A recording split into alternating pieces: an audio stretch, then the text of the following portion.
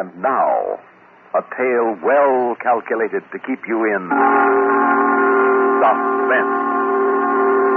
In a moment, Act One of Perchance to Dream, starring Paul McGrath as Dr. Locke, and written especially for Suspense by Bob Corcoran. This first portion of Suspense is brought to you by the makers of Alpine cigarettes.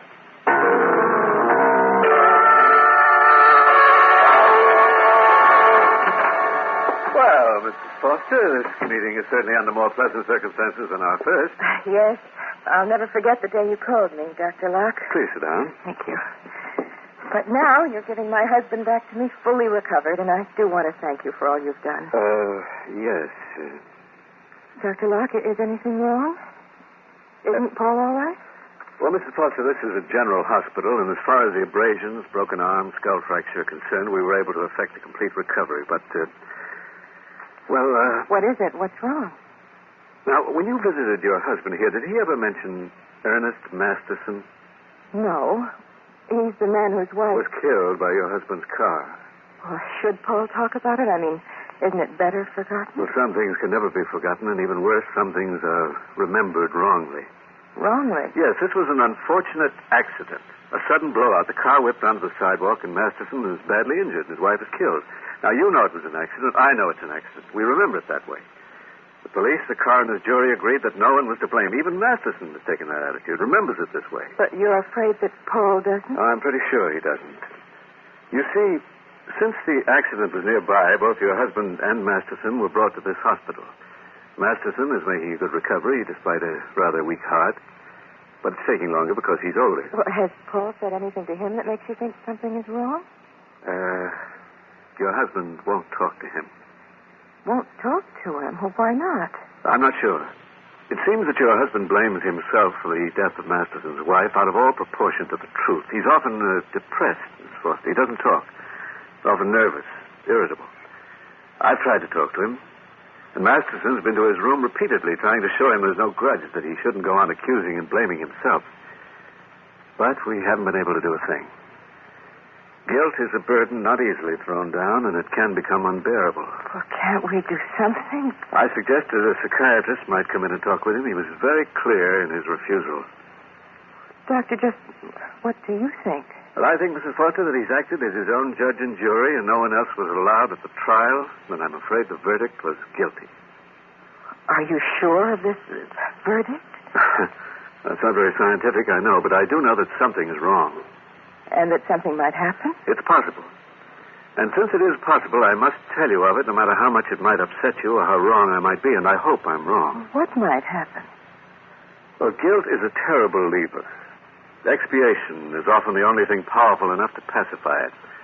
It's possible, in expiation and trying to make atonement for the wrong he feels he's done, that to judge and jury he might add executioner. Oh, no. You mean do something to himself, take his own life? Oh, no, he couldn't do that. I'm sorry to tell you this, but you know that I must. He has a dream almost every night. He talks in his sleep. I've watched him. I've listened to him.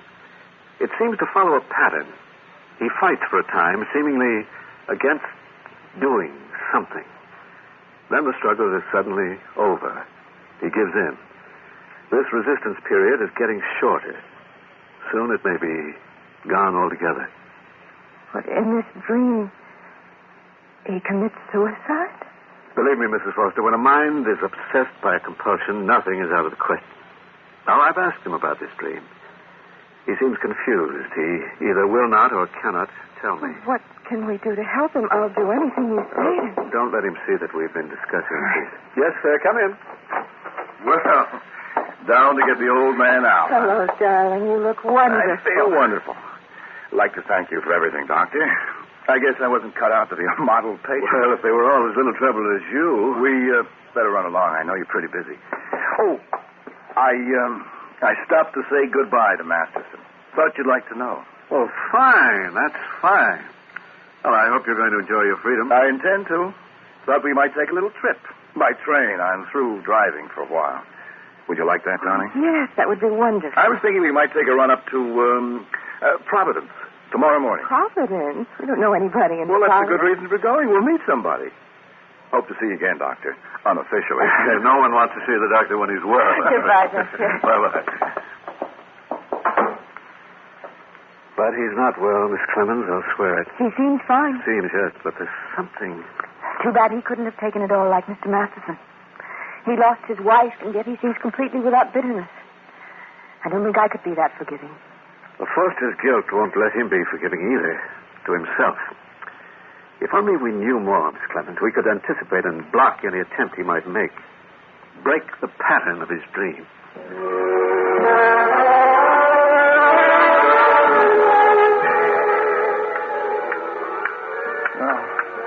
No, not that.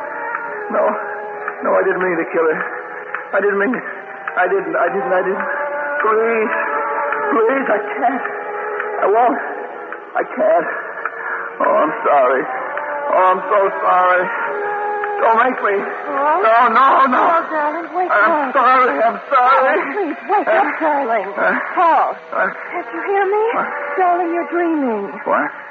Oh, are you all right? Mary. Darling, what's the matter? What were you dreaming about? I can't remember. This shadows. I'm all confused. I don't know. All right. It's all right now, darling. It doesn't matter. Come on now. Let's go back to sleep. Huh? We've got a long train ride tomorrow. Mary, I don't think you should come with me to Providence. Well, why not? Darling, why not? I don't know. But you'd better let me go alone. No, Yes, without Paul Foster, you're not leaving me behind. I want to meet somebody in Providence, too. But, Mary... No. Now, my mind is small, but it is firm. I'm going with you. All right, Mary. Good night, darling. Good night. Good night.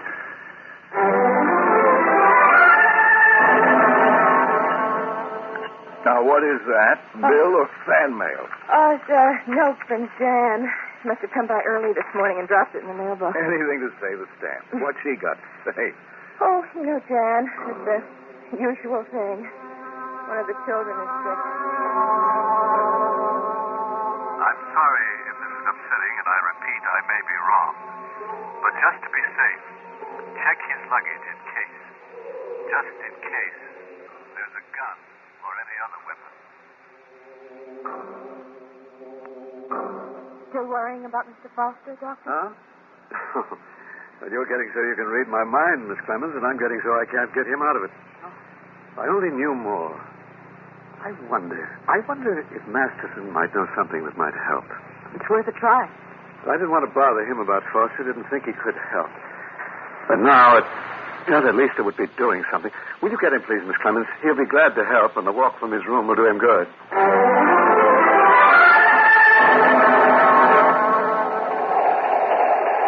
I wish we had something to read. Oh, sure. That's the way it always is. Rush for the train and forget the essentials. I think I'll take a walk. All right, darling. But you be good and you be careful your first day out of the hospital. It's a promise. Check his luggage in case.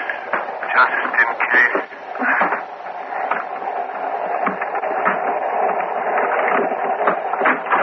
Why, Mary. Oh, Paul. What are you doing? I don't think. Huh? I ran out of cigarettes and thought you might have some in your suitcase. Well, what's wrong with these? They're right here on the windowsill.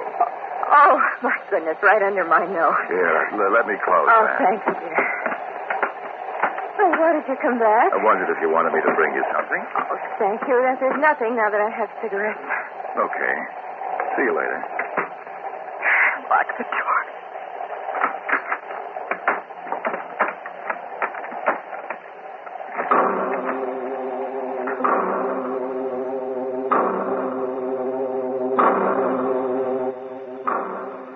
Sorry to bother you, Mr. Masterson. Oh, no bother at all. I had to have somebody to talk to. I like to walk, but the chair still feels good. Yes. I guess the old ticket gets a little overworked. Miss Clemens said you wanted to talk to me about Foster? That's right. I guess maybe then this note Foster left me yesterday might make some sense to you. Oh? I got here someplace. He came to say goodbye. Real nice of him. I was sleeping, so he left me a note. Here it is. I don't rightly understand what he means. Miss Clemens said you think he might do something to himself on account of what he done to me and Ellen. Is that right, Doc? Yes, but this note. Have I been right about the danger and wrong about... Soon you can really forgive me. I will even the score. What does that mean, even the score? Maybe he means like it says in the Bible. A tooth for a tooth. Killing himself won't do that. Won't do no good at all. Won't bring Ellen back. She is the dearest thing I had in the whole world. And to even the score, Foster would have to lose the dearest thing His wife? Maybe subconsciously he's got some fantastic idea, because of the guilt he feels, that he must make you and himself equal in the way that he made you unequal. Good Lord. Maybe it's not suicide we're faced with, but murder.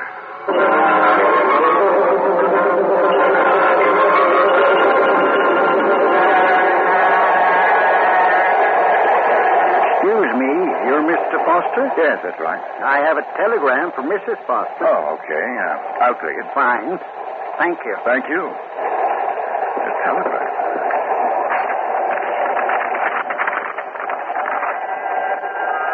You may be in great danger. Call me at once. Dr. J. Locke, Grant Hospital. Dr. Locke.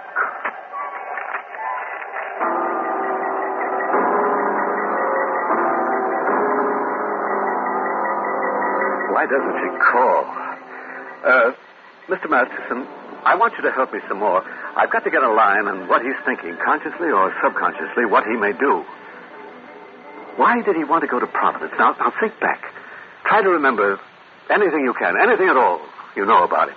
Oh, gosh, Doc, I don't remember much. I tried to put it all out of my mind. I know, and I'm sorry to have to ask you, but Mrs. Foster's life may depend on your remembering. Yeah, sure, Doc, sure. Well, Foster's a salesman. I guess you know that. Yes. Huh? He's always traveling around. I heard that the night before the accident, he stopped over in a town called... I can't remember. The night before the accident. The last night that you and he were even. The last night both your wives were alive. Yeah, I guess it was. He drove right down from there, and then... I always thought a man walked on the outside to protect the woman. My doing that didn't keep Ellen from being killed. Please try to remember the name of the town, the last town he stayed in. Now try. I'm sorry, Doc. I just don't seem to... Wait a minute. Abbey something. Yeah. I remember. Abington. That was it, Abington. Do you know where it is? No, it's up along the coast somewhere, but I ain't sure. I wonder if it could be on the run between here and Providence.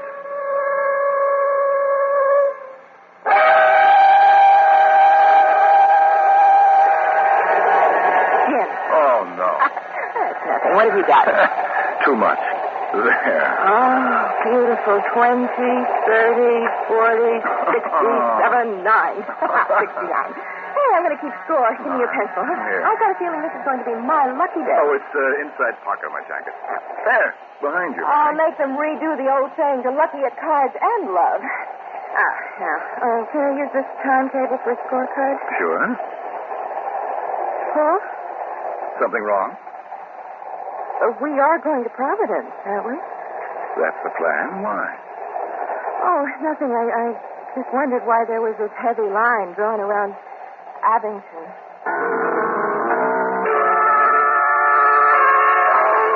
Yes, operator. Mrs. Paul Foster at the Brewster Hotel, Abington. And please hurry. It's very important.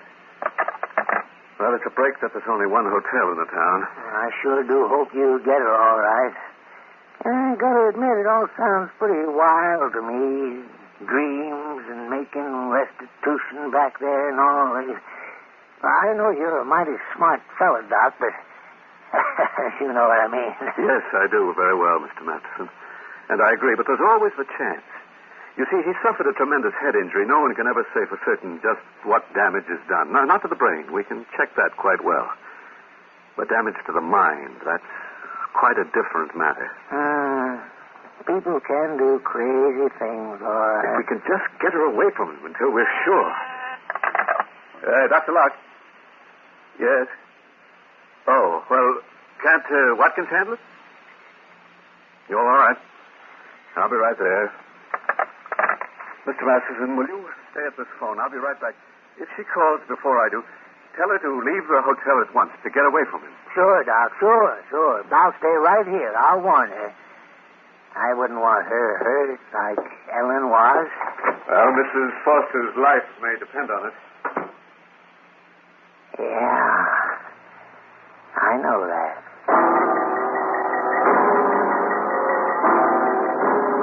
You all right, Tom? Oh, yes. Once the pain goes.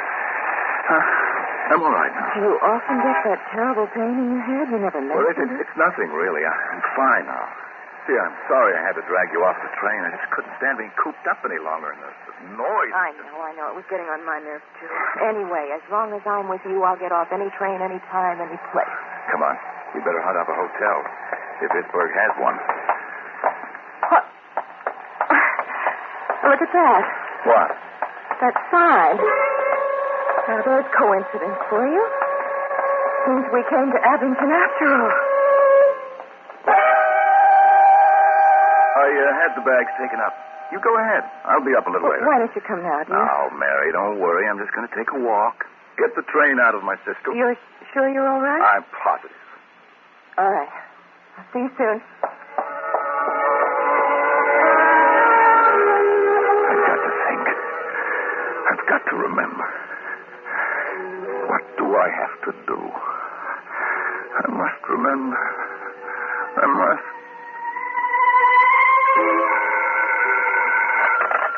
Hello. On your call to Mrs. Paul Foster. Nobody here made any such call.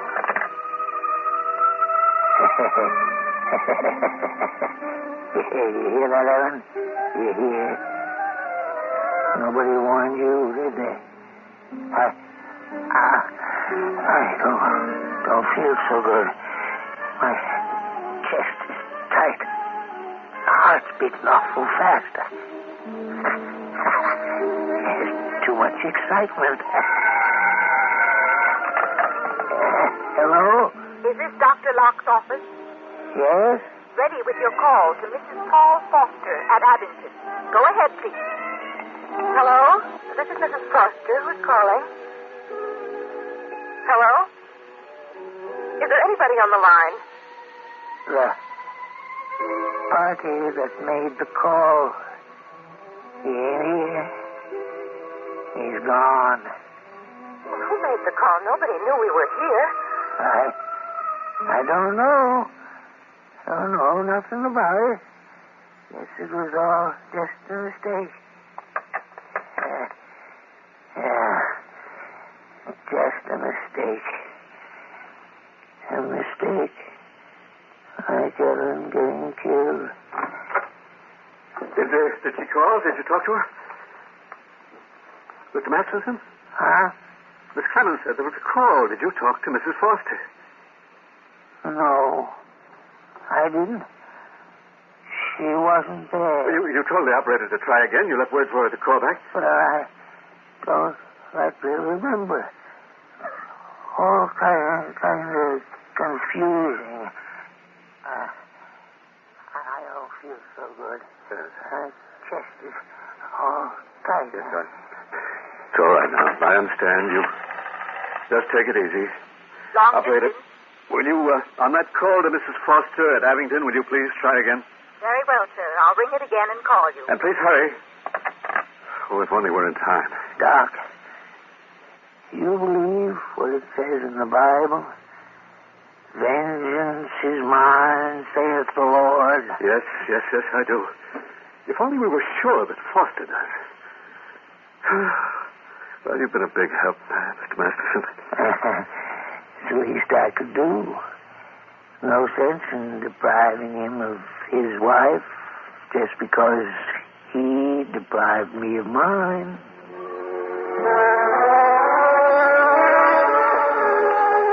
I didn't mean to kill Mrs. Masterson. It was an accident. Everybody said it was an accident. Oh, don't make me kill Mary, please. Oh, let me stop. Let me stop. I'm sorry. Oh, don't make me kill Mary. It's a dream. Is it a dream? Do it. And don't dream anymore. Peace. Do it. And then stop. And then peace. Oh, I had the strangest call. Maybe this is the same person. Hello? Foster, this is Dr. Locke. You must get out. Oh, what's the matter with you? Mary. Foster? Oh, please. Mary. No. Oh, my God, please. Mrs. Foster. Mrs. Foster! What's wrong, Doctor? Operator. Your call is still connected. Get me the police in Abington. Hurry. Yes, sir, right away. Dr. Locke, Mr. Masterson, look at him. What? Oh, the excitement. He's fainted. What's the matter? His heart gave out. He's dead. And just because he wanted to help.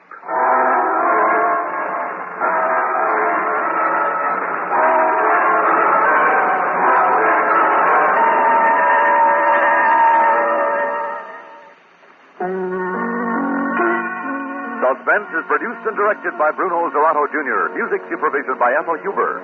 Featured in tonight's story were Terry Keane, Bernard Grant, Bob Dryden, Guy Reps, and Tony Darnay. Listen again next week when we return with Memory of a Murder.